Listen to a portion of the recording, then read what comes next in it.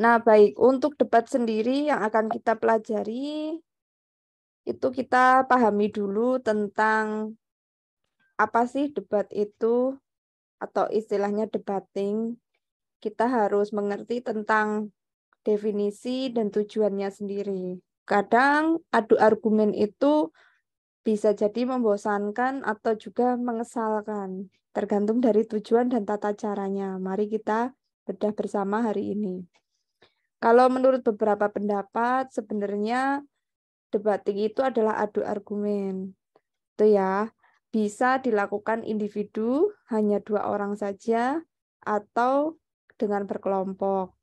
Tujuannya adalah untuk mempengaruhi pihak yang lain. Intinya seperti itu ya. Bukan mempertahankan siapa yang benar. Bisa jadi argumen yang dia bawa itu mengandung unsur ketidakbenaran itu juga bisa.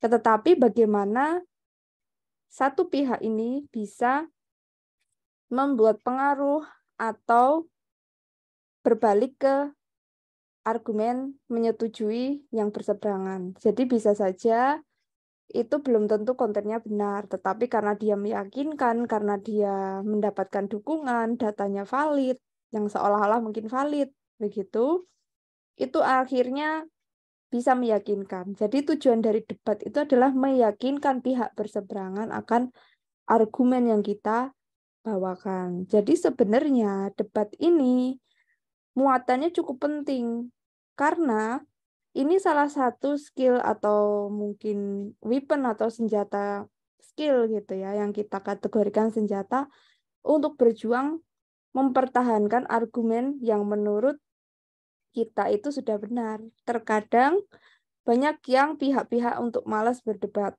karena alasan lebih baik pilih jalur damai atau jalan tengah. Tetapi di pihak lain banyak karakter yang sangat ingin mendominasi dengan data-data yang tidak benar. Artinya, ketika kita sudah tahu itu tidak benar dan kita tidak ingin meluruskan atau menginformasikan ke khalayak gitu ya.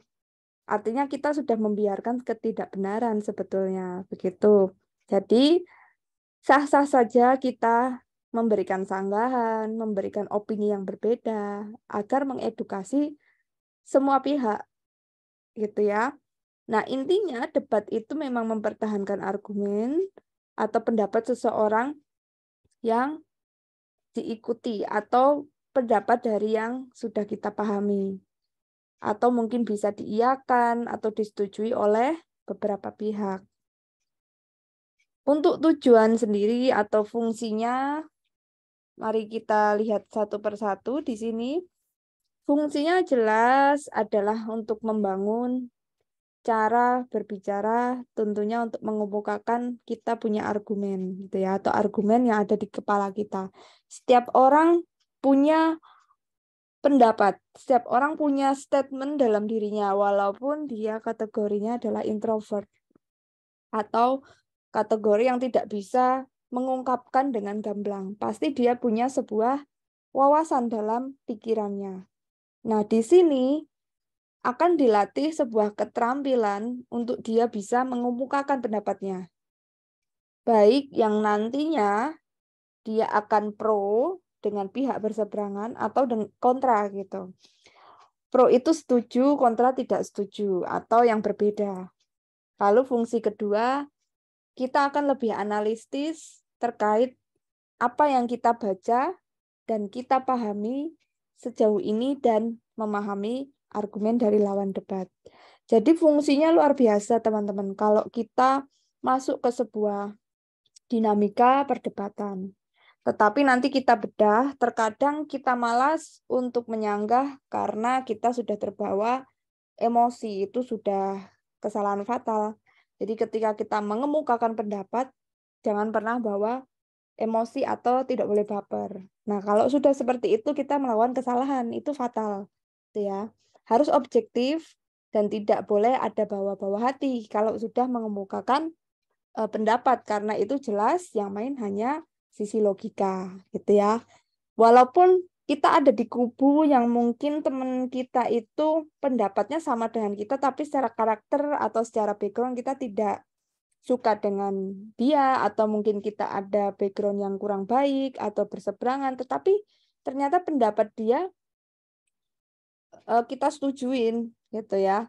Ya bukan berarti kalau berbeda karakter kita tidak suka terus pendapat dia kita seberang-seberangkan gitu, tidak. Tetapi kita menggunakan pure logika teman-teman ya. Ketika berdebat itu sudah tidak subjektif lagi, seharusnya sudah argumennya objektif untuk membangun opini publik supaya masyarakat ini tahu mana data yang menurut kita ada yang lain gitu. Tidak hanya yang ini yang beredar, tetapi ada data lain di luar sana yang mungkin ini bisa jadi juga benar.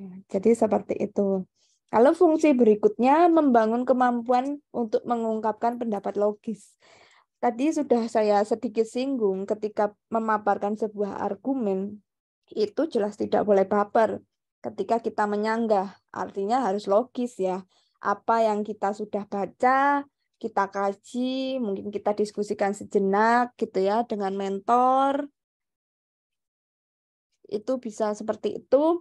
Atau kita triangulasi. Kita sudah tahu data ini dari artikel tertentu, misal dari CNN, BBC, atau dari Kompas.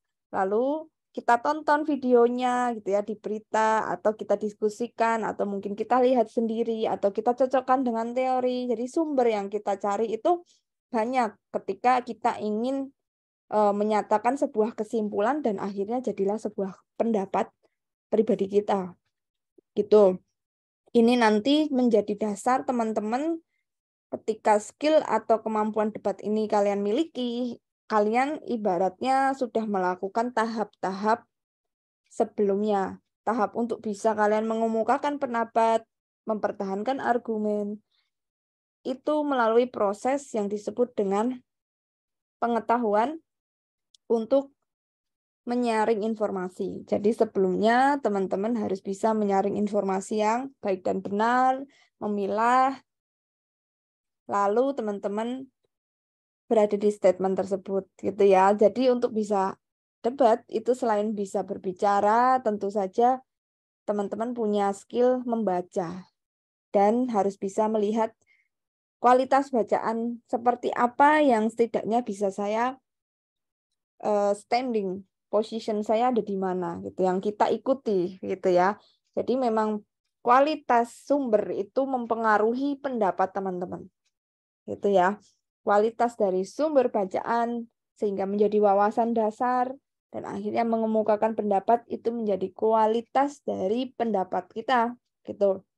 Bu, bagaimana kalau nanti akhirnya kita menghadapi mungkin teman atau kolega yang punya pendapat tidak berdasarkan dengan kualitas sumber yang kredibel, kita bisa nanti sanggah gitu ya dengan data yang berlawanan. Tetapi kita intinya tidak boleh baper gitu ya. Yang penting kita sudah sampaikan apa yang kita ketahui. Itu ya teman-teman. Tidak harus sampai orang lain pro ke kita dengan 100%. Tetapi ketika pihak berseberangan sudah terlihat gerak-geriknya tidak melawan lagi atau memberikan sebuah data lagi yang berseberangan, artinya bisa jadi mengiyakan gitu ya, tapi mungkin belum 100%. Bisa jadi ya sudah memang ada data lain gitu ya. Nah, itu sudah cukup kita kategorikan debatnya sudah hampir ke tujuan. Karena fungsi dari debat itu yang paling krusial adalah membuat pihak yang berseberangan itu pro dengan kita yang tadinya berseberangan. Seharusnya seperti itu ya, mempengaruhi pihak lawan debat. Tetapi ketika fungsinya adalah lain dan mungkin sangat tajam, itu hanya sampai fungsi masyarakat atau halayak itu tahu ada perbedaan argumen. Itu saja, supaya mereka ini teredukasi atau pihak-pihak lain jadi tahu, oh ada baiknya ternyata untuk bekerja malam hari. Misalnya ada perdebatan, satu statement bahwa begadang tidak baik untuk tubuh, tetapi nanti dulu baik yang bagaimana, tidak baik bagaimana, itu bisa pro kontra. Atau misal juga ada satu statement penggunaan sumber daya nuklir di Indonesia ada manfaatnya. Itu pasti pro kontra gitu ya. Atau yang sebagainya. Nanti kita bisa coba seperti itu, teman-teman. Oke, untuk berikutnya fungsi dari debat itu adalah memantik atau merangsang kemampuan berpikir kritis. Jadi teman-teman di sini punya banyak benefit ketika kita mencoba mengcounter pendapat teman atau kolega yang berlawanan. Artinya kita bisa kritis. Justru sebenarnya ketika manusia menyampaikan pendapatnya yang berbeda, dia sudah menunjukkan dia eksis sebagai manusia. Karena seperti kata René Descartes, aku berpikir maka aku ada. Ketika tidak berpikir, kita tidak pernah menganggap orang itu ada. Itu ya. Jadi ketika kita lihat sebuah komunitas, nanti di di society yang teman-teman akan lihat, ya, ketika seseorang ingin menunjukkan argumennya, dia ingin menunjukkan sebuah eksistensi dalam dirinya. Seperti itu. Bu, tetapi saya memang orangnya nggak apa-apa kok, nggak dianggap eksis misalnya. Ada timing yang tepat di mana kamu harus tunjukkan kamu eksis. Tapi juga ada timing di mana kita tidak perlu tunjukkan, gitu ya. Kita tidak memaksakan seperti itu. Tetapi ketika timingnya tepat, di sini yang teman-teman harus punya kesadaran, kita harus mencoba untuk eksis. Misalnya, ketika teman-teman di kantor, teman-teman mendapatkan sebuah statement yang buruk tentang kinerja Anda. Padahal Anda sudah bekerja siang malam menyajikan data yang baik, tetapi mungkin ada kasus-kasus tertentu yang tidak suka dengan Anda misalnya, atau lawan politik Anda, atau juga pihak-pihak yang ingin seperti kompetitor tidak ingin perusahaan Anda maju. Sedangkan Anda harus memperjuangkan diri, karyawan, keluarga, anak. Nah, otomatis tidak bisa Anda diam saja ya. Itu timingnya, crucial timing. Atau misal ketika bernegosiasi bisnis, kita membawa perahu kita untuk maju bersama. Kalau di laut misalnya ini adalah rapat perusahaan gitu ya. Kita sebagai bagian dari departemen, misalnya kita mewakili keuangan, kita mewakili HRD, perbedaan pendapat itu pasti ada nanti. Gitu. Karena kita pasti bekerja di situ sudah banyak data, teman-teman. Gitu ya. Silakan yang mau bertanya, akan saya berikan nilai keaktifan, jadi tulis nama teman-teman di chat gitu ya, dan juga NIM dan pertanyaannya. Apapun yang terkait dengan debat gitu ya, seperti mungkin nanti kasus boleh, atau tata cara yang baik boleh, atau kalian ingin tahu sesuatu hal tentang debat juga boleh, gitu ya.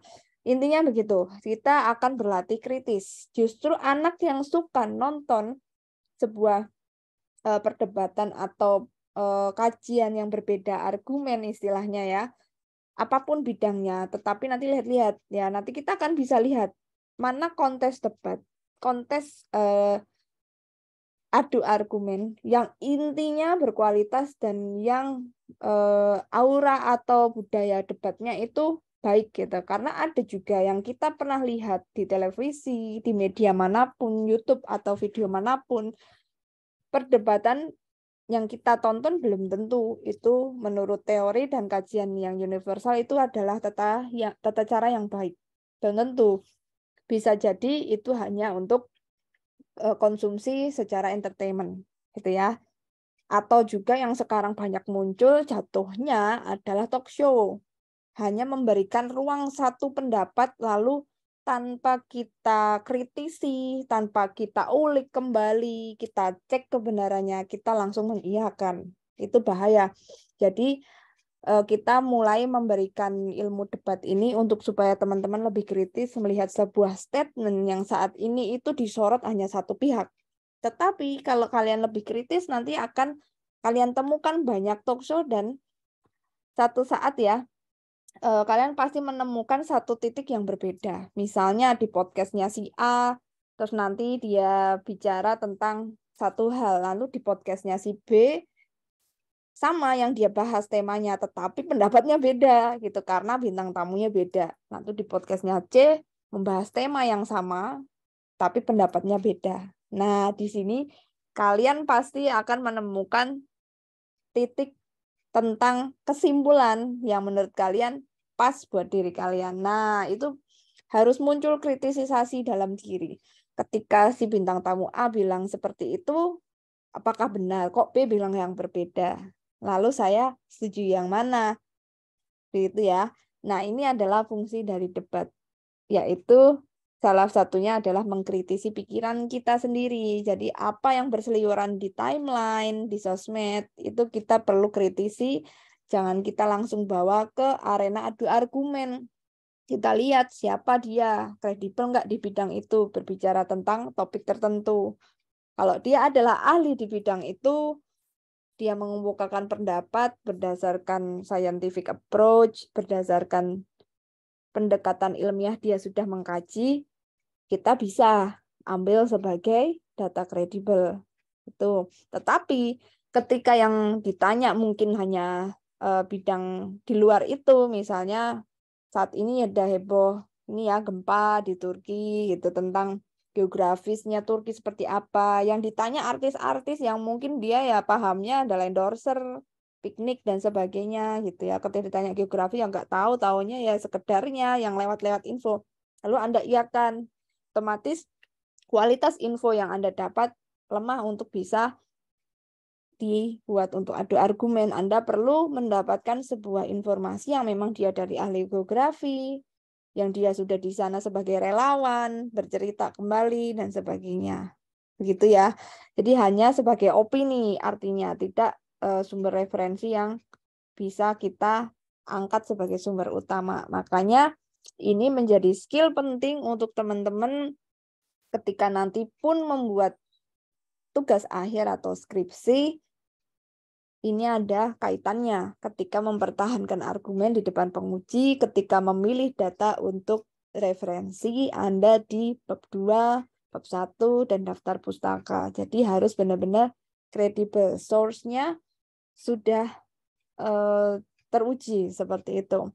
Lalu untuk belajar berpikir sistematis, lalu kita juga bisa menjadi seorang peneliti dadakan, atau istilahnya anak sekarang itu kalau di Twitter ya selalu ada komentar, aduh kan kok nggak paham sih, gagal riset. Jadi dikatain gagal riset karena kita kurang banyak baca, terus kita kurang punya kemampuan menyimpulkan gitu ya.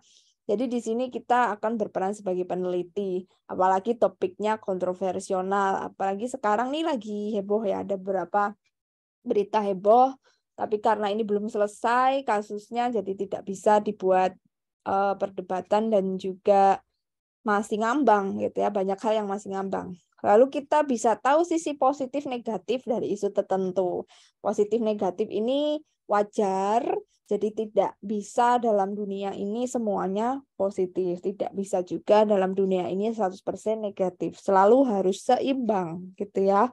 Nah, belajar juga kita nanti untuk berpikir lebih runut gitu ya. Sistematis itu urut dan runut, mana awal mula sesuatu, mana akibat, mana dampak, itu sistematis.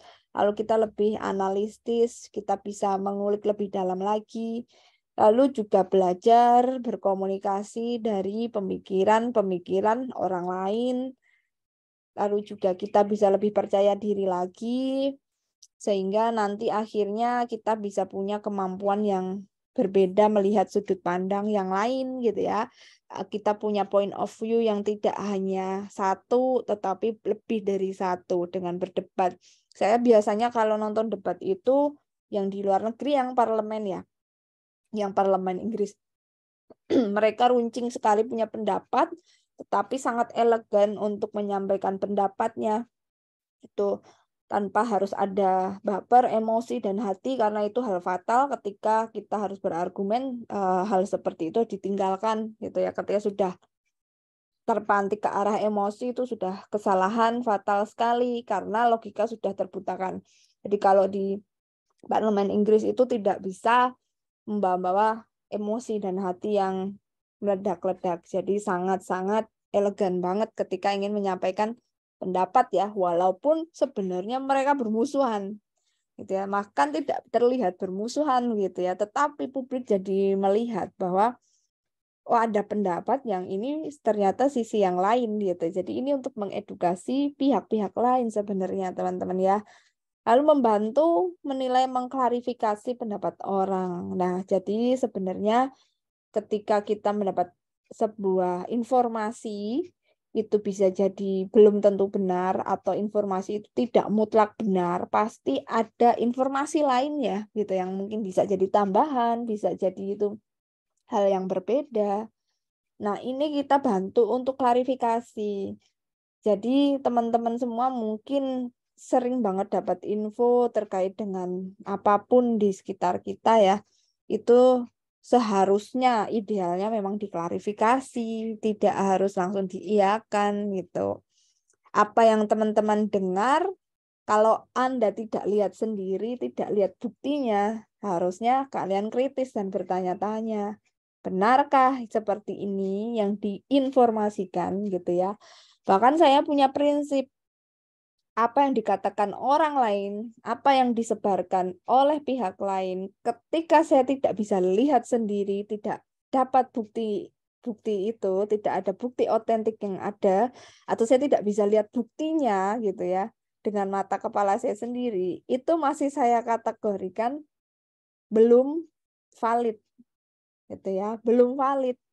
Karena sekarang eranya bisa kita judgement orang, menilai orang dari sudut pandangnya satu orang saja. Sangat sekali subjektif. Dunia seperti ini sangat mudah menilai subjektivitas seseorang gitu ya. Tidak bisa objektif. Karena bukti-bukti itu semakin sulit kita cari gitu. Karena informasi semakin deras, mana yang benar itu kita perlu punya skill untuk memfilter. Apalagi di digital kayak gini ya. Banyak sekali hal yang dimanipulasi. Jadi teman-teman harus punya skill analisis yang lumayan. Lalu terakhir, fungsi debat adalah supaya kita bisa berbicara secara berurutan, berkesinambungan, dan juga lancar. Nah, kurang lebih seperti itu. Itu adalah fungsi atau kebermanfaatan untuk kita kalau kita ingin beradu argumen. Tetapi di lain pihak, apa sih sebenarnya susah-susah kita harus beradu argumen? Kenapa kita harus beradu argumen? Biasanya ini untuk kita mendapatkan banyak info ya terkait satu statement.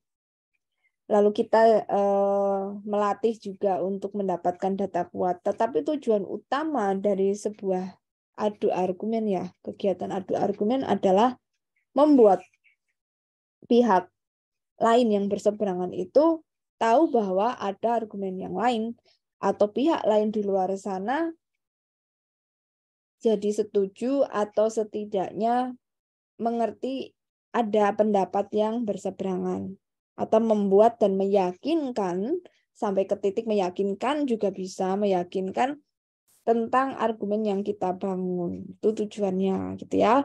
Jadi bisa meyakinkan orang tentang argumen yang kita berikan.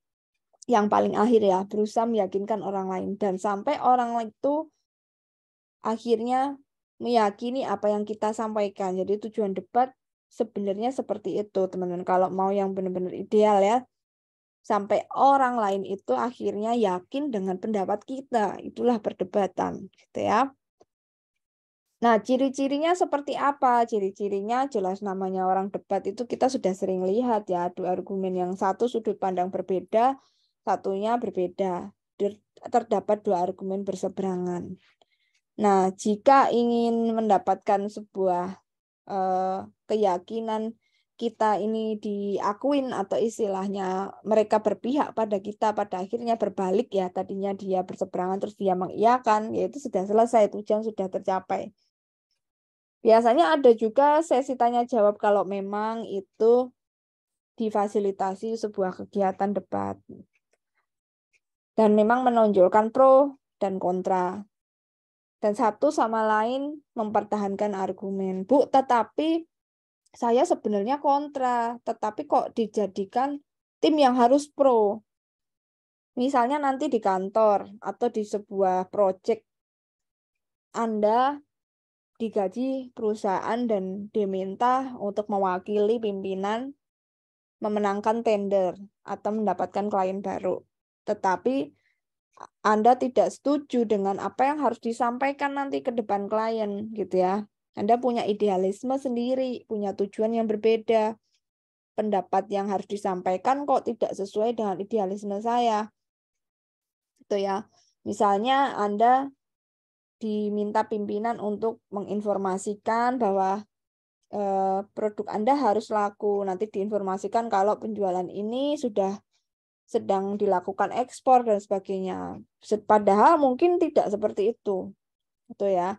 Mungkin yang harus disampaikan tidak sedetail itu juga. Lalu apa yang harus saya lakukan, Bu? Gitu ya. Memang saya harus gimana? Nah, biasanya kita akan dituntut di sebuah kondisi yang penting kita menyampaikan argumen dengan tujuan yang diminta. Jadi kita tidak perlu lagi risau saya harus gimana. Tetapi ketika Anda di standing position mana, tugas Anda adalah menginformasikan apa yang seharusnya. Itu saja. Jadi tidak perlu lagi bergumul, bergulat dengan idealisme Anda karena akan jadi problem lain nanti, gitu ya. Akan mengakar ke problem-problem yang lebih besar. Jadi apapun posisi Anda, walaupun Anda kontra, dan Anda harus tetap tujuannya menyatakan pro, yang Anda bawakan argumennya adalah argumen yang pro. Jadi Anda fokus dengan posisi saja. Jadi tidak usah melihat ini seperti apa seharusnya. Begitu ya. Jadi itulah dinamika yang seharusnya teman-teman. Ya, standing position kita di mana, kita ada di posisi mengikuti siapa, untuk tujuan kepentingan apa. Jadi fokusnya itu. Nanti kalau misalnya, Bu, berarti saya menginformasikan suatu hal yang tidak benar. Kita berarti menginformasikan tidak seharusnya. Sebenarnya kalau mau dirunut, semua itu tidak ada yang benar, teman-teman. Ini adalah bagaimana seni meyakinkan dengan versi data masing-masing. Ya, benar salah itu adalah sudut pandang orang, melihat dari sisi subjektivitas masing-masing, melihat dari sisi yang dia rasa paling nyaman, itu ada yang paling dia rasa menguntungkan untuk dirinya. Jadi benar dan tidak itu bias sebenarnya. Bahkan ada yang mengatakan filosofi kebenaran itu istilahnya nisbi. Dia sangat tipis sekali antara kegelapan dan yang terang. Jadi sebenarnya itu tidak perlu dirisaukan. Itulah dinamika sosial, teman-teman. Gitu ya. Itulah dinamika sosial. Kalau masih muda, rata-rata masih melihat itu yang putih semua dari versi subjektivitas kita dari kecil, dari kita punya keluarga, dari kita sekolah, baru nanti kabut itu akan terbuka ketika kita bekerja. Ada dunia mafia di sana yang menurut mereka itu benar, menurut pimpinan kita itu yang seharusnya dilakukan, kalau tidak kita tidak bisa bertahan. Nah, itulah nanti kalian akan diuji seperti itu kondisi dan standing position-nya. Itu ya. Nah, kalau ini ciri-ciri yang disampaikan di slide ini untuk event yang terkait dengan khusus atau lomba mungkin begitu, atau juga acara di TV, jadi harus ada juri, harus ada voting, harus ada pihak moderator gitu ya, harus ada prosedur dan sebagainya. Ini adalah yang disettingkan atau untuk sebuah tujuan tertentu, mungkin acara televisi atau juga edukasi, lomba debat SMA, lomba debat politik di televisi dan sebagainya. Intinya ketika kita ingin melakukan sebuah adu argumen, ada sebuah topik yang diangkat ya, topik yang isu yang kontroversial atau isu-isu yang saat ini sedang ramai dibicarakan dan sebagainya. Misalnya aja kita sering kok lagi ngobrol gitu dengan teman gitu kan, kami juga punya circle yang memang suka sekali memberikan opini masing-masing ya, terkait dengan isu, terkait dengan mungkin perpindahan ibu kota, itu juga seru gitu. Apakah Anda setuju atau Anda tidak setuju? Kenapa Anda setuju? Reason behind the statement itu yang mungkin menarik untuk diulas. Karena kita bisa menilai alasannya ini setuju tidak setuju objektif atau subjektif. Menguntungkan dia, menguntungkan orang banyak, atau pihak tertentu. Kita bisa lihat reason di balik statement. Kita bisa menilai orang. Disitulah kadang ada ilmu-ilmu perilaku manusianya. Jadi nanti ada pihak yang setuju, tidak setuju ya. Bisa pro, bisa kontra. Lalu ada penengah supaya tidak melebar atau meluber atau istilahnya argumen itu menyasar ke yang lain gitu ya, menyasar ke topik-topik yang mungkin sudah percabangan ke topik yang lain gitu ya. Kalau memang mau ngomongin tentang harga yang naik terus ya otomatis nanti bordernya atau batasan maksimalnya hanya sampai kebijakan tentang ekspor impor gitu ya, tidak sampai ke hal-hal yang terkait HAM dan sebagainya, itu sudah ranah berbeda. Dan ini tugas moderator kalau sudah membahas ke bidang yang lain ya, ada korelasinya udah ke arah HAM atau korelasinya udah arah ketahanan untuk perbatasan kita, misalnya udah terkait seperti itu ya, udah terkait dengan kepala negara dan sebagainya. Nah, itu sudah terlalu jauh karena kan kita hanya ekonomi makro dan mikro saja, tapi tidak keluar dari bidang ekonomi. Jadi moderatorlah yang akan menghentikan atau menyatakan waktu sudah selesai misal. Karena dalam debat sendiri punya waktu, ada batasannya. Kalau satu orang tidak bisa berhenti, otomatis tidak ada waktu, nanti inti pembicaraan statementnya jadi kabur. Dan juga kita harus adil dengan pihak lain, supaya diberi kesempatan memberikan argumen. Lalu ada juga pencatat atau kita bilang sekretaris dalam debat ya, yaitu notulennya. Nah, untuk strukturnya macam-macam. Ini sih hanya sebagai info saja ya, tapi prakteknya itu sangat dinamis dan tergantung dengan kondisi. Intinya ada isu yang dibangun, di mana isu itu semakin tajam, yang pro dan kontra itu semakin menarik sekali ya. Lalu ada juga sifatnya data-data yang disampaikan atau argumen-argumen, pembuktian data itu menarik sekali. Kadang yang dibawa itu datanya dari artikel yang mungkin artikel website tidak terkenal, atau bahkan ada media tertentu yang kita baru lihat ketika ada argumen dan data bukti pendukung ditunjukkan. Bisa jadi media itu memang sengaja dibuat selama ini memang pro ke satu pihak tersebut. Makanya sekarang banyak bisnis yang sekaligus mereka punya perusahaan media untuk mempertahankan mereka punya standing position ketika terjadi sesuatu, atau juga untuk mereka memberikan citra yang baik ke masyarakat. Bisa jadi seperti itu untuk membangun citra ya. Biasanya perusahaan-perusahaan tertentu itu sekaligus kalau sudah besar punya perusahaan media juga gitu. Lalu yang ketiga, selalu ada sebuah kesimpulan akhir dari berbagai argumen yang sudah diperdebatkan. Lalu yang paling penting itu etika berdebat, teman-teman. Ketika sudah waktunya habis, sebaiknya berhenti ya, dan jangan memotong argumen. Nah, kalau yang memotong ini jelas tidak etis begitu ya. Nah, tetapi ada kalanya belum waktunya habis sudah diinterupsi. Padahal kita sedang berbicara. Itu ada dua tujuan. Ketika seseorang menginterupsi, satu untuk mengacaukan argumen kita supaya kita tidak bisa fokus dengan pendapat. Lalu kedua, dia memang tidak punya etika seperti itu ya. Nah, itu dia kurang lebih etika dari berdebat ya. Tanyanya juga tidak boleh bercanda. Teman-teman harus memang serius. Sifatnya juga harus objektif. Berdasar data, fakta, dan ada aturan waktu. Begitu. Nah, yang teman-teman lihat mungkin yang di televisi, di politik itu hanya untuk hiburan sebetulnya ya.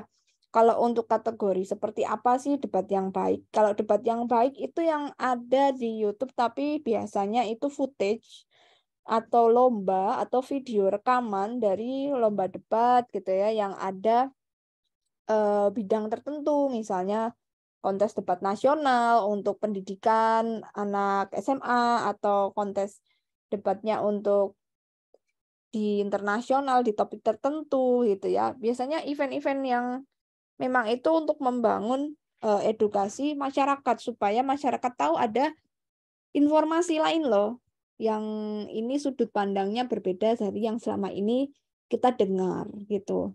Jadi kurang lebih tujuannya adalah demikian.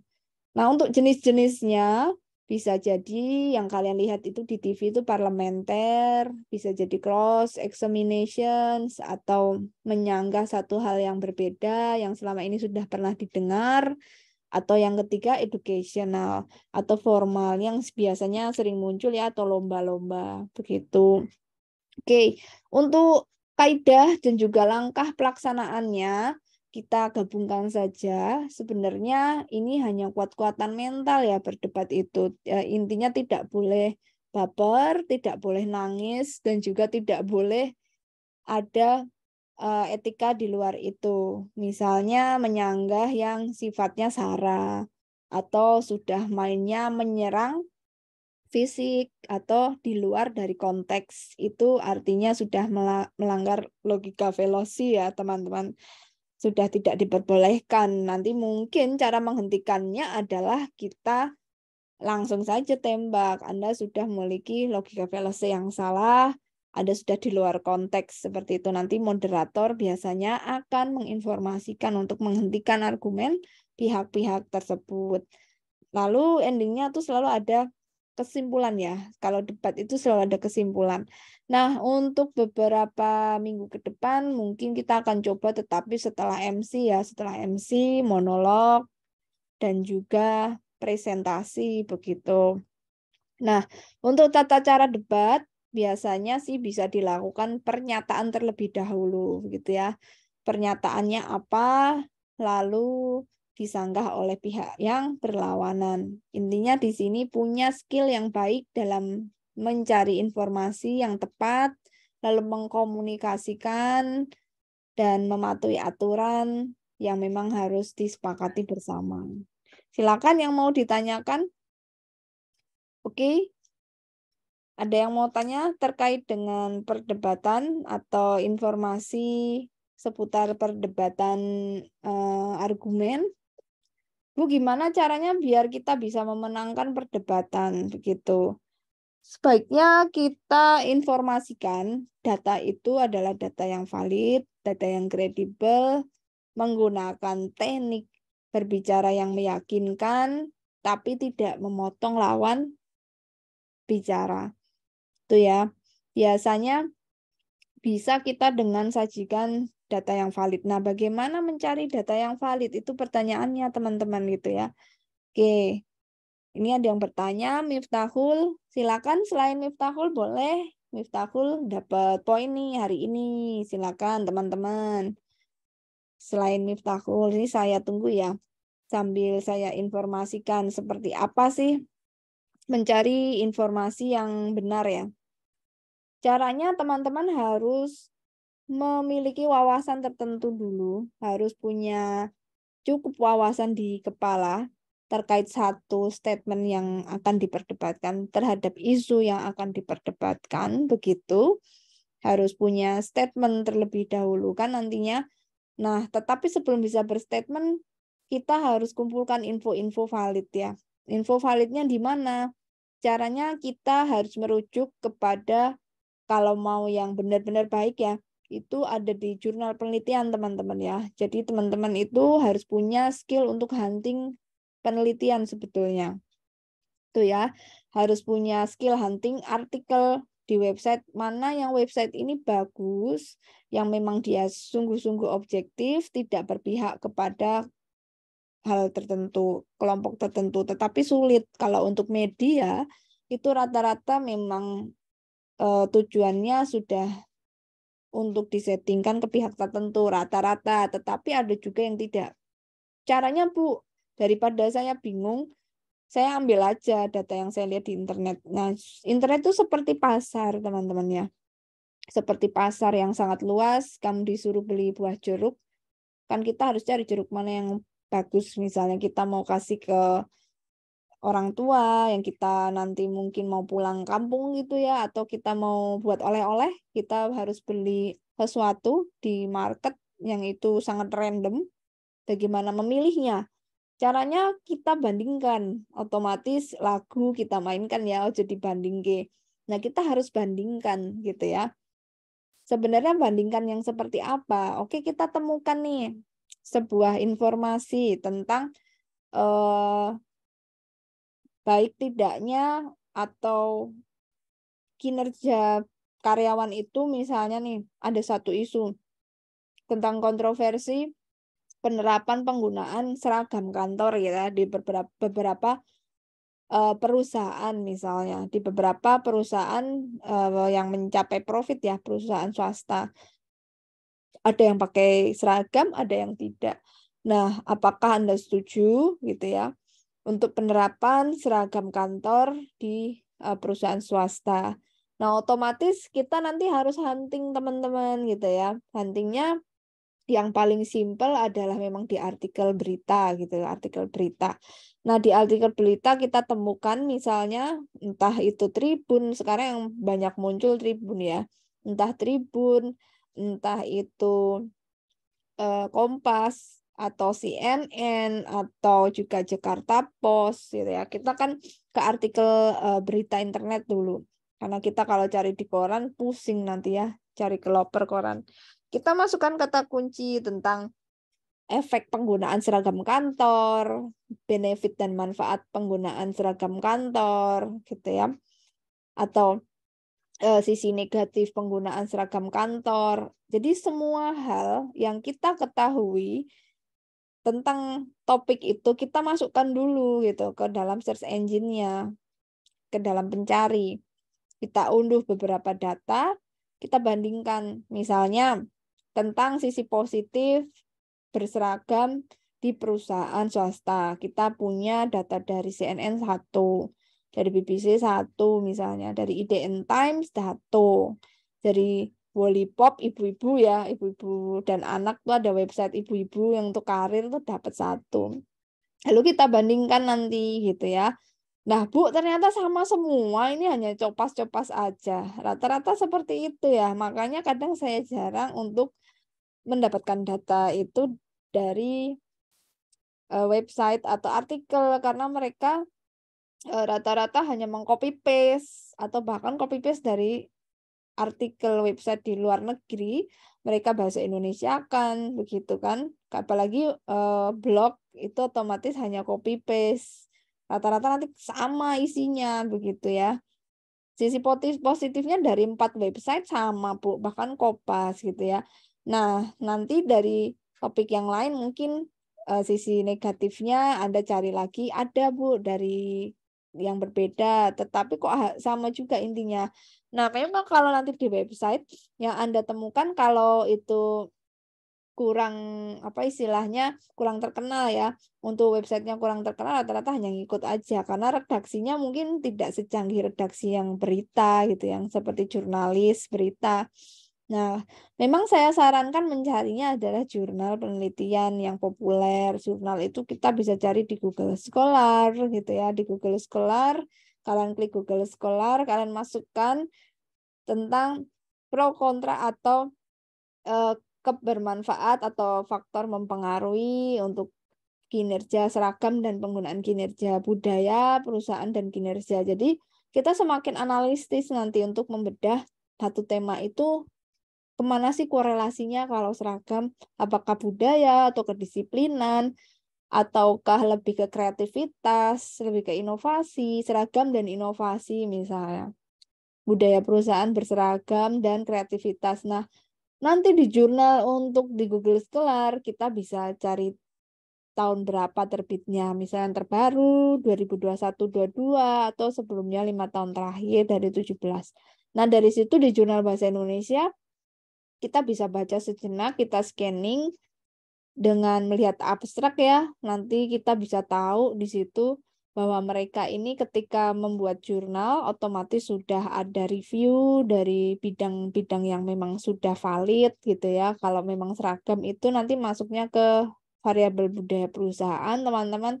Nah, dari situ sudah pendekatan ilmiah dari argumen para peneliti terdahulu yang memang sudah pembuktiannya turun ke lapangan dan juga uji dengan beberapa ilmiah approach ya. pendekatan ilmiah dengan uji yang beragam, diambil sebuah kesimpulan. Jadi inilah yang dimaksud dengan data valid sebetulnya.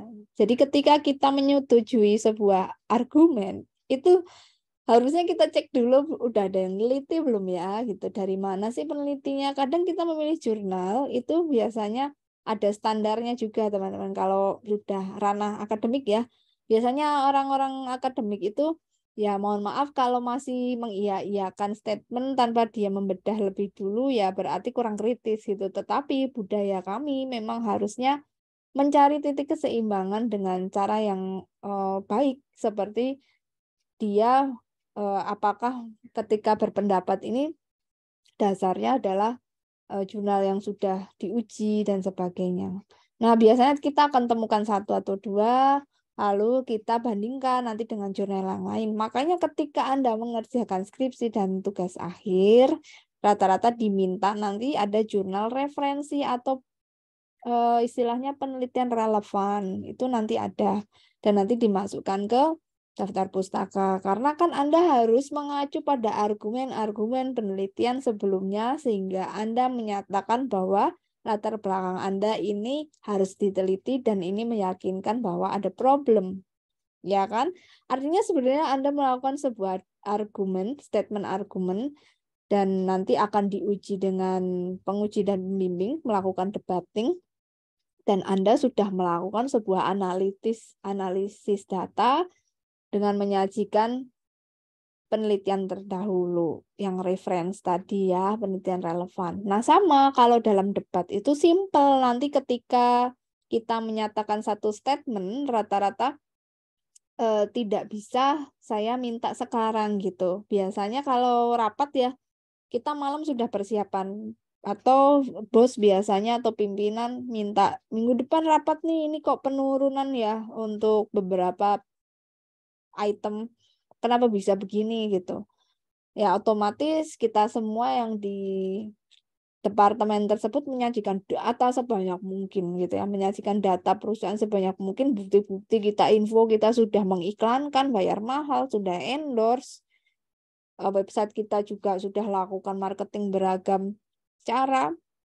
Ternyata kita menemukan keanehan di satu titik, ya itu yang harus kita informasikan. Tapi mungkin dari sisi keuangan akan punya data yang berbeda, atau mungkin dari sisi HR dia akan ada data yang berbeda. Nah, dari sini nanti akan ditemukan titik yang memang harus dicari solusinya. Kalau di kantor seperti itu gitu ya. Kalau di kantor muaranya harus satu. Tapi bisa jadi kalau di luar konteks bisnis itu berbeda. Gitu ya. Ketika sebuah organisasi punya dinamika adu argumen yang baik, itu biasanya dia maju. Dia punya organisasi ya. Dia punya profit bagus karena sudah terbiasa dengan perdebatan gitu ya. Sudah terbiasa dengan argumen yang berbeda, saling melihat dari berbagai sisi, demokratisasinya dijaga dengan baik, itu biasanya iklimnya bagus gitu ya. Oke, mari kita lihat teman-teman apa yang sudah teman-teman ingin informasikan ke kita atau bertanya ke saya. Mari kita cek. Jadi seperti itu ya, kita memilah dengan baik sumber terlebih dahulu.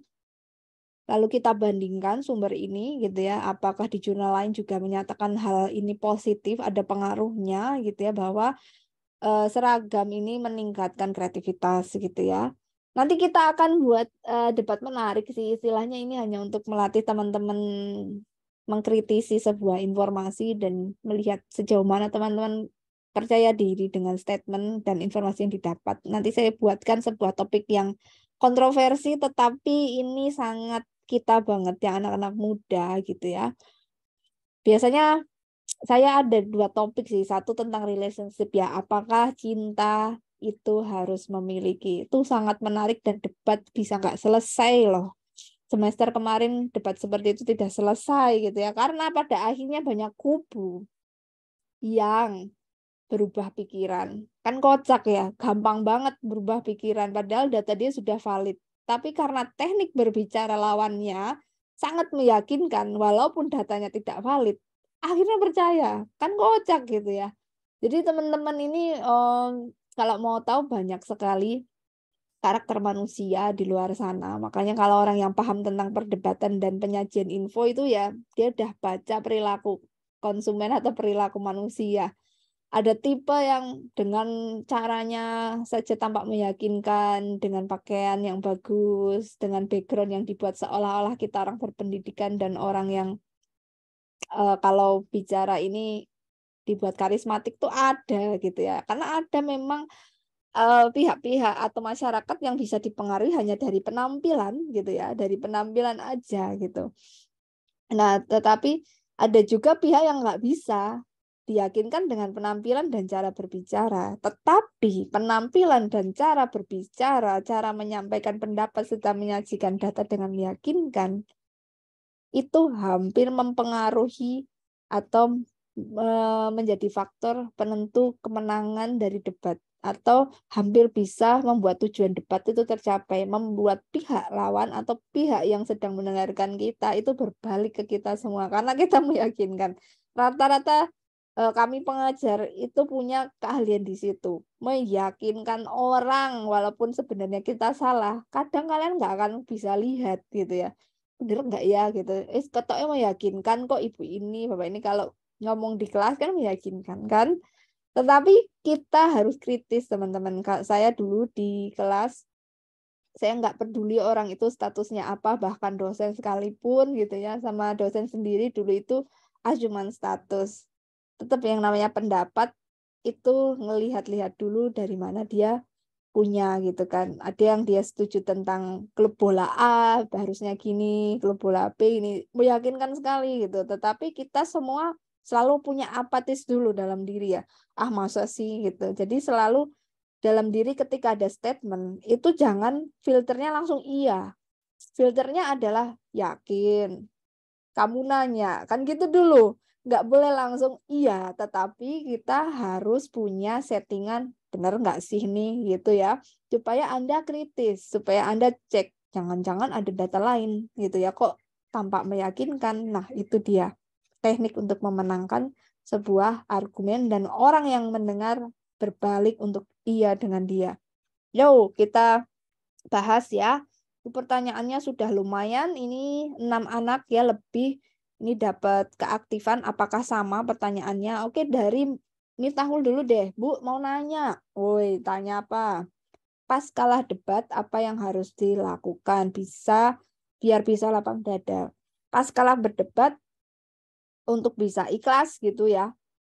Ya kan dari awal kita ketika sudah berargu argumen yang berbeda memang tidak ada hati di situ. Kita tidak boleh baper.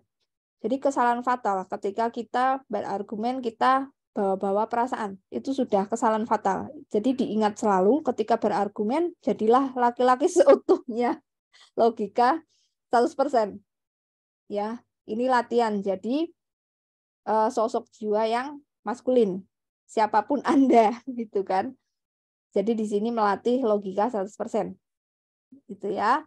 Karena yang kita bawakan data. Jadi ketika kita tidak lapang dada, di awal start ada sesuatu nih. Wah, startnya udah salah, jangan-jangan gitu ya.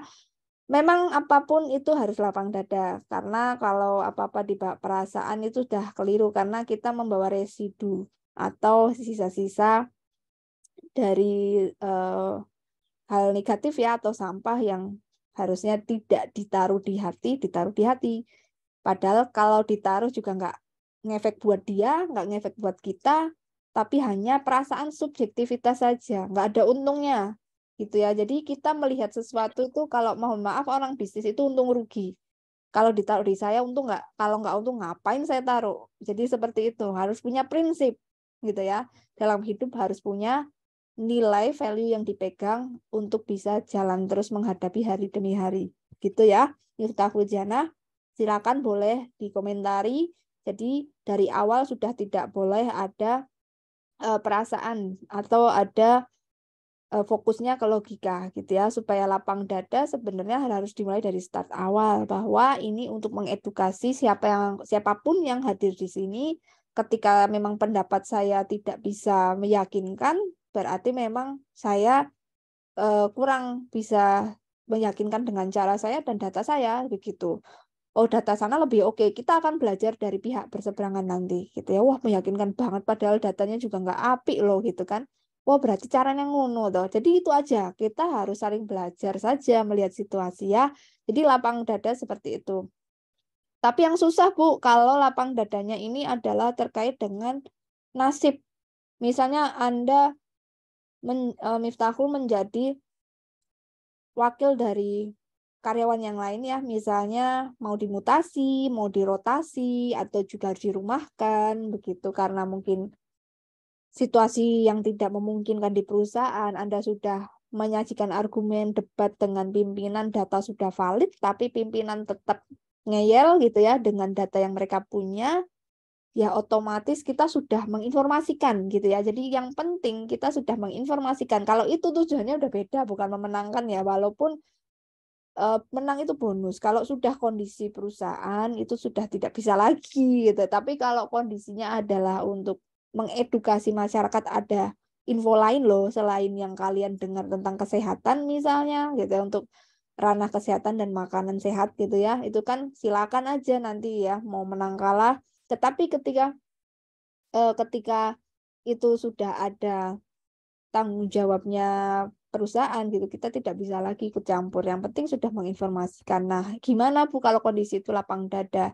Ya otomatis dari awal ketika ketemu bos sudah berpikir kalaupun tidak di ACC sudah jalan kita untuk cari yang lain. Jadi dari awal apapun startnya memang tidak boleh menggunakan hati berlebihan gitu ya. Harus fokus objektif. Syukur-syukur didengar kita. Kalau enggak juga ya sudah gitu ya.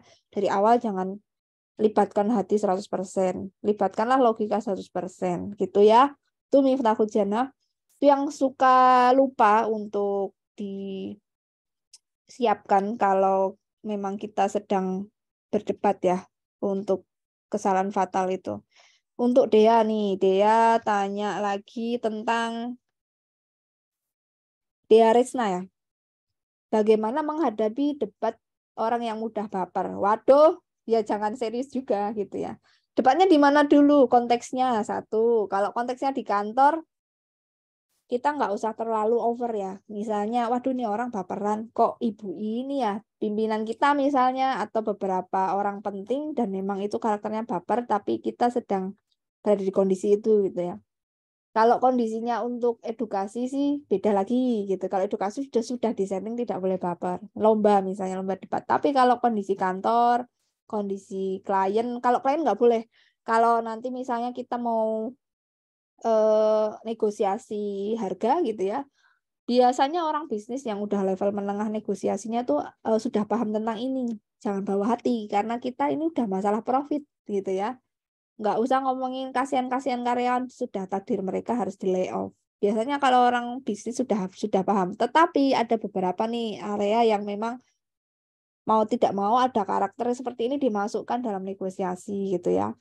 Salah satunya cara untuk kita tidak ikutan gitu ya, untuk tidak ikutan baper, tidak usah terlalu ngeyel banget gitu istilahnya, tidak usah terlalu menyampaikan informasi yang terlalu tajam. Kita cukup satu saja informasi yang itu sudah bisa menjadikan banyak orang itu percaya dan yakin dengan data. Sisanya itu urusan dia mau baper apa enggak. Yang penting kita bawakan secara objektif, mungkin hanya dipersingkat saja titik baliknya di mana, tapi tidak usah berlebihan. Jadi orang baper ini keuntungannya ya di dalam debat itu kita jadi lebih kritis lagi sebenarnya, menganalisis mana yang itu satu poin saja yang harus dilempar, tetapi bisa ke semuanya. Itu membuat kita untuk berusaha menyajikan info yang lebih sangat efektif. Itu justru ada untungnya ya berdebat dengan orang baper gitu ya. Lalu kalau dia menyanggah dengan hal-hal yang di luar topik, Bu, ya nanti kita balikan ke topik utama gitu ya. Kalau masih balik lagi ya berarti memang tidak seharusnya kita ladenin dengan serius gitu ya. Mungkin kita ladeninnya melalui pihak-pihak lain yang dia logikanya bisa berjalan gitu. Bu, sayangnya ini pimpinan utama gitu ya. Ya udah berarti kiamat gitu kan. Berarti tidak bisa kita memaksakan gitu ya. Ya sudah. Jadi memang dari awal ketika menghadapi orang baper, kita yang harus lebih siap gitu ya. Atau mungkin sedikit mengedukasi ke lawan seperti itu. Tidak boleh seperti ini. Itu artinya subjektif. Mungkin dia nggak tahu seperti itu ya. Nah, itu perlu kita mungkin juga ungkapkan supaya belajar. Tetapi Bu, kan lebih senior ya, tidak usah. Berarti kita yang bisa kendalikan situasi. Gitu ya, Dea. Lalu ada Apriliani, Putri Apriliani. Putri tanya lagi nih, jika sedang berdebat, materi yang kita punya tidak sampai ke hal yang diperdebatkan pihak lawan. Apa yang harus kita lakukan? Apa boleh improvisasi? Pertanyaan bagus. Biasanya ini karena waktu ya Putri. Misalnya tiba-tiba nanti jam 10 sejam lagi rapat loh. Waduh, biasanya kalau kita di kantor gitu ya. Nah, kita nggak punya data yang mungkin bisa lebih detail kalau kita ngerjainnya semalam kan. Itu hanya masalah mengumpulkan data sebetulnya. Kalau waktunya cukup, kita bisa minta orang lain atau orang yang kita anggap dia itu wawasannya luas. Bisa kita diskusikan dengan orang yang kita anggap dia di bidangnya expert. Itu ya Putri. Jadi tergantung timing yang kita punya, time lead yang kita punya. Kalau tadi only 1 hours, itu sangat singkat. Biasanya saya phone a friend, saya nelpon temen ya. Saya nelpon teman atau ngechat teman, saya dapat data gini, gini, gini, gini. Lah data validmu mana? Di data perusahaan ada sih, tapi hanya ini. Alasannya nggak jelas, ini harus gimana gitu. Bisa akhirnya kita improve, Putri. Tetapi harus logis dan ada kaitan atau korelasinya dengan data primer di perusahaan atau data primer yang akan kita sajikan yang kita temukan seadanya tadi. Ini nanti menjadi sebuah skill teman-teman ketika menghadapi penguji. Biasanya seperti itu, penguji dan pembimbing ya, skripsi. Loh, data kamu kan tidak ada pengaruh kok kamu jadikan penelitian misalnya. Aduh, saya lupa mempersiapkan argumen ke sini nih. Nah, itu pentingnya simulasi sebenarnya. Pentingnya kita aware dengan wawasan-wawasan terkait bidang yang kita geluti. Otomatis, Putri, ketika kita tidak siap atau data kita kurang, itu ada 2 solusi. Kita sejauh ini harusnya memperkaya diri tentang bidang yang kita saat ini sedang berada. Satu. Kedua, jadi harus buka telinga lebar-lebar tentang wawasan terkait apa yang kita kerjakan. Kalau kerjaan kita terkait dengan customer service, ya kita harus ngertiin benar-benar tugas kita di customer service. Kalau tugas kita ngajar, kita harus tahu ngajar yang baik, penilaian ngajar, apa fungsi ngajar, itu harus tahu gurita-gurita dampak dari apa yang kita kerjakan, akibat dan dampak. Itu ya, sejauh kita sudah bekerja ya. Lalu yang kedua, kita harus punya circle. Kita harus punya society di mana dia kategori teman yang bisa diajak berdiskusi. Kalau cari teman itu harus punya beragam kategori. Teman hore-hore, teman berdiskusi, teman untuk bisa memotivasi punya usaha, teman yang bisa jadi tempat curhat, itu berbeda gitu ya. Jadi harus punya kategori society atau circle. Kiamat kalau cuma punya satu circle, yakin nggak akan berkembang. Jadi dari awal ketika PKKMB selalu saya bilang cari circle beragam dengan tujuan hidup kamu gitu ya. Jangan satu orang, jangan 2 orang, ikuti komunitas yang membangun kamu nanti ke depan terkait skill, terkait tujuan hidupmu, terkait cuan terutama saat ini harus punya komunitas yang seperti itu. Nah, ini nanti kepake ketika kita kepepet, wah aku duwe konco gitu, aku punya teman ini yang dia mungkin tahu lah, oh saya punya teman dosen, oh saya punya teman atau kakak saya. Nah, itu bisa nanti bisa diimprove-kan, carikan korelasinya dengan data seadanya. Boleh ya, asal dia logis gitu ya. Asal logis dengan data seadanya yang kita punya dan itu data dari situ. Gitu Putri. Terima kasih ya sudah tanya. Lalu ada Frida. Ki novel yo meru tekon. Frida tanya, apa yang harus dilakukan Bu agar argumen kita justru menjadi senjata? Oh, apa yang harus kita lakukan kalau argumen? Oh ya, melakukan kesalahan ya. Karena menurut saya itu ditakutkan. Kok bisa argumen melakukan kesalahan? Berarti persiapannya mungkin kurang satu begitu ya. Kedua, kita lupa untuk mengkonfirmasi bisa jadi. Jadi setiap kita ingin melakukan statement atau memberikan argumen, pastikan itu sudah diuji gitu ya. Pastikan sudah didiskusikan kecil-kecilan dengan tim kita gitu atau dengan orang yang kita percaya. Itu untuk memfilter supaya tidak terjadi senjata makan tuan. Gitu. Makanya pentingnya ketika sebelum kita adu argumen, kita sudah melakukan simulasi adu argumen atau uji statement itu dengan berdiskusi dengan circle kita gitu ya. Dengan yang kita punya di luar dari circle yang akan kita adu argumen. Ya, saya punya teman misalnya saya ingin beradu argumen di kantor, saya bisa diskusi dulu. Oh, bisa jadi gini, gini, gini, gini. Jadi dia akan menginformasikan nanti ini dari sudut pandang A, B, C akan ada dampak seperti itu gitu ya. Baiknya memang didiskusikan lebih dahulu sebelum masuk ke arena perdebatan atau diuji dulu gitu ya. Seperti itu kira-kira Frida untuk meminimalisir. Tetapi ketika sudah terjadi terus kita akhirnya mungkin dikatakan salah, keliru, dapat penilaian ya, mau tidak mau menerima karena sudah terjadi. Kalau sudah terjadi menerima dan belajar dari itu, waduh harusnya nggak tak omongin. Besok lagi aku tak coba cari cara. Intinya mental sih teman-teman. Ketika sudah masuk ke arena adu argumen, mental itu sudah saya bilang 100% energinya laki-laki. Harus maskulin gitu ya, harus setting maskulin. Salah, benar, ya sudah, mau apa gitu kan. Saya akan perbaiki, toh tidak mati dan tidak dibunuh. Jadi jangan terlalu berpikir yang aneh-aneh gitu ya. Selalu ada pembelajaran di balik sebuah argumen. Jadi kita akan bisa menilai, oh orang ini objektif bisa mengerti saya harus bagaimana. Oh orang ini menjatuhkan saya berarti dia tamak. Jadi kita jadi akan tahu orang ini di sini loh jalurnya. Jadi saya ke depan akan seperti ini kalau ada begini. Itu buat belajar gitu ya. Makanya penting juga kita punya komunitas, punya society, terus punya apa ya istilahnya punya dunia-dunia yang tidak hanya kita sendirian gitu loh. Ada beberapa yang harus kita pelajari di luar sana terkait sosial skill ya. Noval Faras bertanya, Bu kalau debat sudah selesai, kita kalah, apa harus kita lakukan biar tidak malu? Apakah kita lari atau melupakan tidak pernah terjadi? Ngapain lari? Biasanya dari awal kalau kita malu berlebihan misalnya gitu ya, berarti mungkin kurang persiapan karena salah menyajikan data novel, bisa jadi malu gitu ya. Diterima aja dengan lapang dada. Cara nerimanya adalah dari awal tidak boleh bawa perasaan gitu. Settingannya sudah dingin gitu, settingannya masih hangat, nanti akhirnya di belakang nangis gitu ya. Kalau misal Bu dimarah-marahin gini ya kita harus berpikir wah itu orang memang gila gitu ya. Karena kan memarahi orang depan orang lain kan memang orang gila gitu kan. Jadi kita memang harus punya settingan gitu. Kita sudah harus memfilter, menyeting di diri kita. Kita harus kuat gitu. Nah kalau kita benar Faras ya, benar Noval. Jangan pikirkan itu sebagai dampak berkelanjutan akhirnya kita jadi sakit ya. Lupakan hal itu, ambil sesuatu yang bisa kita jadikan pembelajaran berikutnya gitu. Selalu ada sebuah hal positif dari sesuatu yang tidak mengenakan. Dah itu prinsip dalam hidup ya.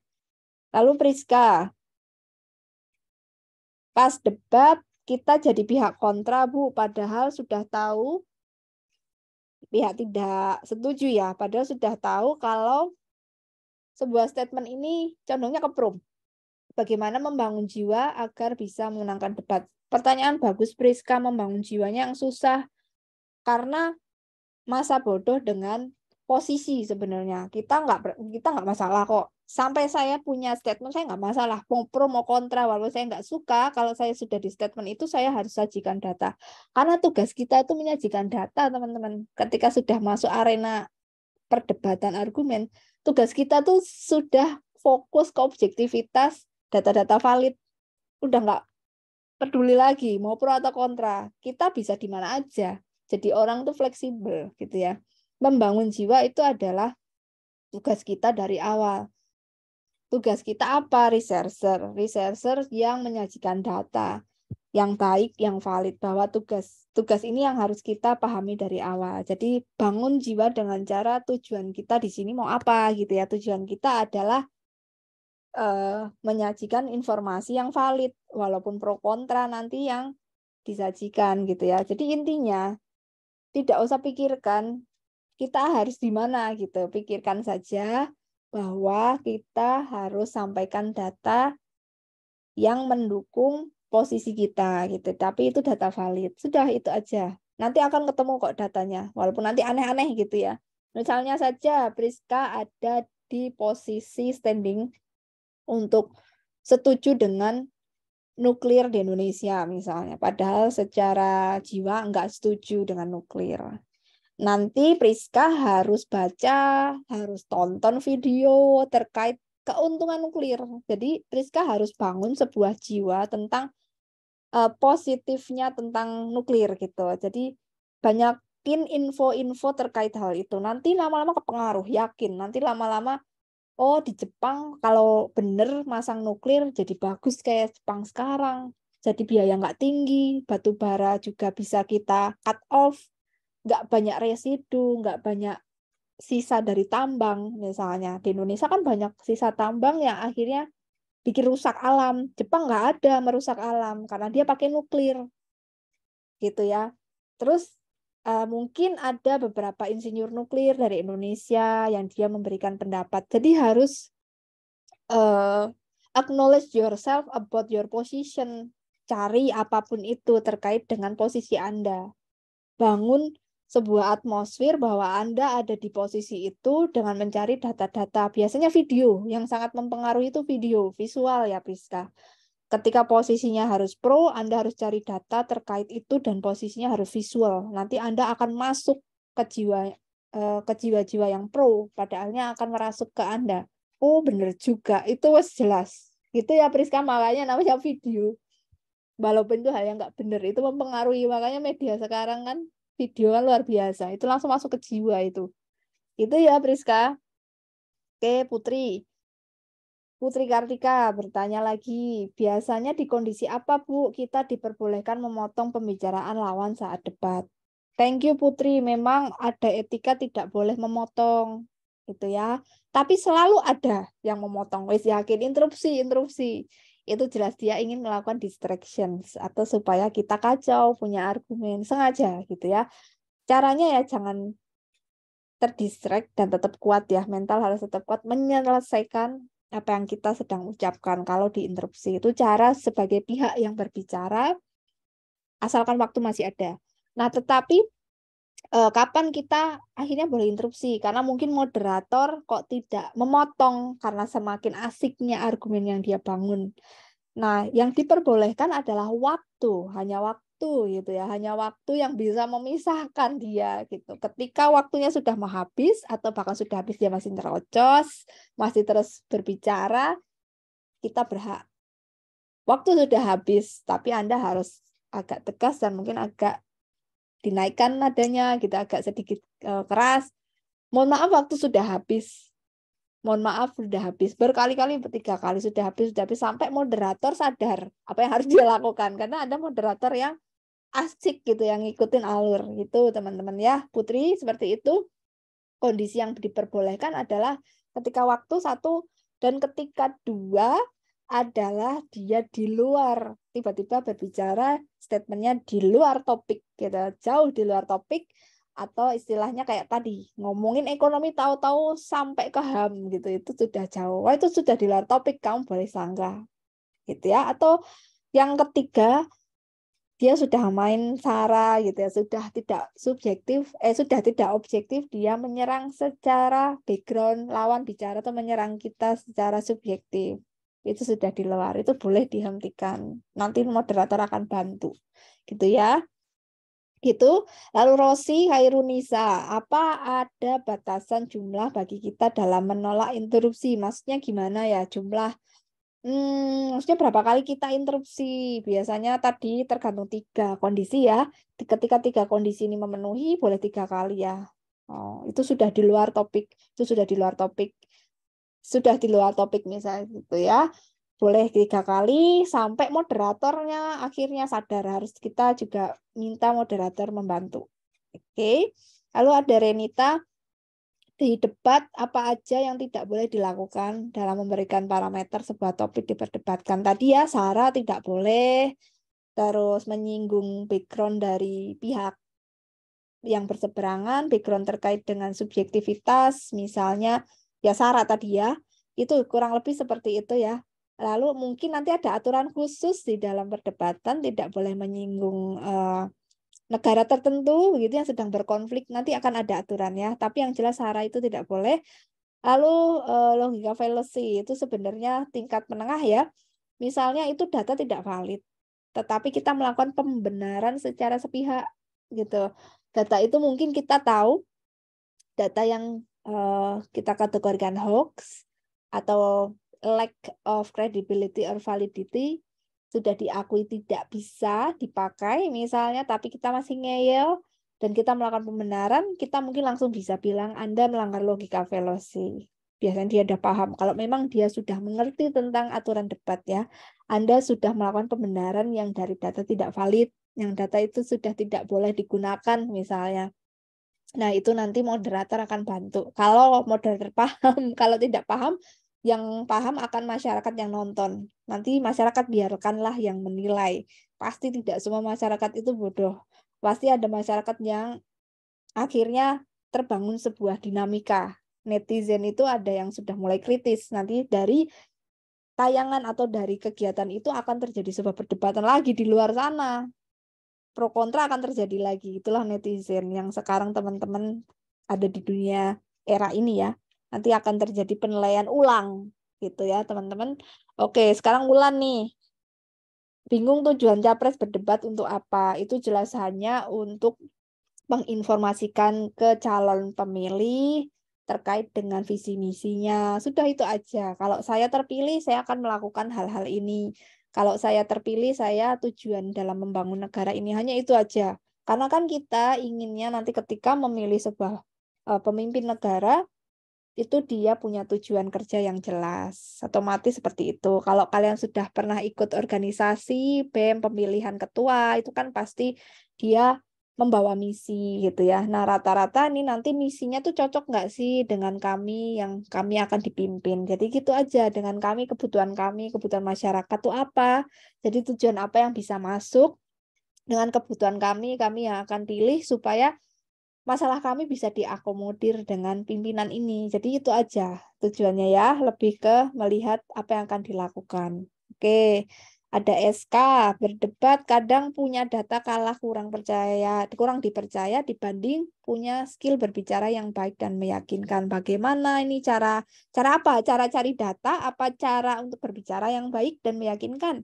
Kalau cara cari data harus jadi seorang hunter yang baik ya, harus bisa hunter data itu ada, data analitik tapi versinya bukan data yang di Excel, tapi data untuk reading skill, jadi harus bisa membaca mana ini yang valid, mana yang tidak. Itu ada skillnya teman-teman. Kalau mau ya nanti sebenarnya bisa diintegrasikan di mata kuliah tertentu yang memang ada readingnya gitu ya. Mata kuliah misalnya PR, digital marketing, itu nanti teman-teman diminta mencari sebuah informasi, isai, membuat isai. Ketika latihan membuat isai dan makalah itu sebenarnya kalian diminta untuk mengasah skill membaca dan hunting informasi gitu ya ketika ada tugas isai gitu. Sayangnya kelasnya banyak praktek ya, jarang isai gitu. Nah, di kelas praktek ini untuk mencari info independent study otomatis. Untuk kemampuan berbicara, satu, kita banyak tonton video yang baik terkait cara debat, etika debat. Kedua, kita sering berlatih, sering masukkan diri Anda ke dalam praktek seperti itu, gitu ya. Ikut organisasi, walaupun komunitas kecil-kecilan di masyarakat, ikut aja gitu, ikut aja supaya teman-teman berpraktek real, gitu ya. Caranya tidak ada cara lain selain berpraktek setelah dapat teori. Oke, lanjutnya kalau kalah debat apa yang dilakukan berlapang data sudah gitu ya. Untuk Putri juga terima kasih sudah ya. Maksudnya lari dari masalah bukan lari. Oke, terima kasih teman-teman atas pertanyaannya. Kurang lebih seperti itu. Jadi kita bisa simpulkan berdebat adalah beradu argumen, tetapi tujuannya masing-masing kondisi. Untuk tujuan ideal beradu argumen adalah meyakinkan para audiens yang ada, juga pihak berseberangan, akhirnya mengakui atau setuju dengan statement kita atau bisa meyakinkan para audiens dan pihak berseberangan tentang statement kita. Intinya meyakinkan ya. Meyakinkan itu levelnya sampai mana, Bu? Sampai pada level dia sendiri mengiyakan argumen kita, bahkan mungkin melakukan. Itu tahap lain ya kalau sampai melakukan. Makanya orang yang demo ini bukan demo di ini ya, bukan demo di lapangan tapi demo panci gitu kan, demo blender gitu. Akhirnya kan kebeli. Mungkin itu bukan debat, tapi dia bisa loh meyakinkan audiens ibu-ibu untuk beli blender. Berarti kan dia punya statement meyakinkan walaupun tidak di debat. Kalaupun di debat dia bilang bisa murah kok Bu, kita bisa cicil 12 kali. Mahal Mas ini. Bisa murah, Ibu punya gaji berapa? 100.000. Bisa kok. Nah, tuh kan di debat lagi. Mas ini terlalu besar. Bu, ini bisa dikecilin, dipotong-potong dulu. Nanti kita masukkannya mana yang kita mau bawa. Tuh kan debat. Nah, itulah akhirnya kebeli deh dari berapa orang demo yang kita ajak promosi. 20 orang berapa nih yang berhasil beli. Nah, dari yang beli itulah akhirnya yang dia setuju dengan statement kita. Kurang lebih gitu ya, teman-teman semua terkait dengan debat. Oke, kalau tidak ada pertanyaan lagi, saya cukupkan kelas hari ini. Sekian dulu, sampai ketemu lagi minggu depan. Selamat pagi semuanya. Assalamualaikum warahmatullahi wabarakatuh. Waalaikumsalam. Waalaikumsalam warahmatullahi wabarakatuh. Terima kasih, Bu. Ya, sama-sama. Silakan teman-teman kalau ingin live meeting ya.